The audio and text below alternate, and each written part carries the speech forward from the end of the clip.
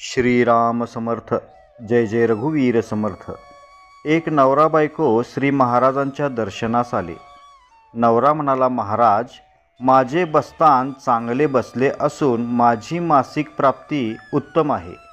श्री महाराज त्याला म्हणाले, आपल्याला जे मिळते ते रामाच्या इच्छेने मिळते. आपण फक्त नाममात्र असतो. कितीही वैभव आले तरी रामाला कधीही विसरू नये. हे झाल्यावर त्याच्या पत्नीकडे वळून श्री महाराज म्हणाले, तुम्हाला काही विचारायचे आहे का?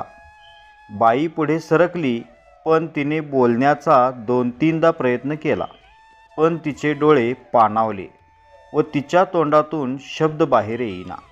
तेव्हा श्री महाराज मोठ्या प्रेमाने तिला म्हणाले, मालक आपल्याला मारतात का? ते ऐकून ती आणखीनच रडू लागली. श्री महाराज नवऱ्याला म्हणाले, तुझी पैशाची उन्नती तुझ्या कर्तबगारीची नसून या मुलीच्या पायगुणामुळे आहे. ही लक्ष्मी म्हणूनच तुझ्या घरी आलेली आहे.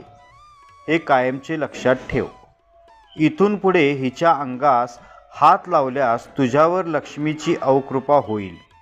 ती जर झाली तर तुझे सर्व वैभव ओसरून जाईल. तशी वाईट परिस्थिती प्राप्त झाल्यावर मग मात्र माझ्याकडे रडत येऊ नकोस. श्री महाराज त्याला जरा बजावण्याच्या भावनेनेच हे बोलले.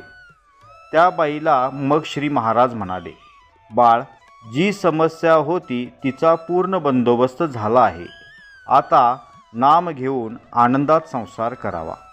श्रीराम समर्थ. जय जय रघुवीर समर्थ.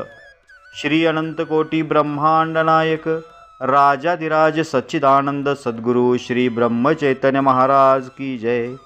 श्री ब्रह्मानंद महाराज की जय. जय जय रघुवीर समर्थ. श्रीराम समर्थ.